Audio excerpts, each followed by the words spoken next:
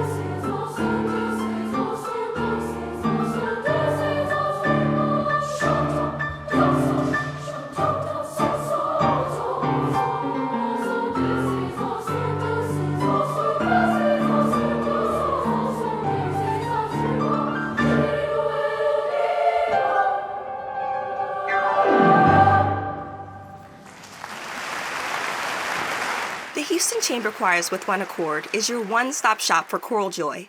If you enjoyed this podcast, help us to continue our mission to grow the esteem and appreciation of choral music by sharing, reviewing, and subscribing to our content.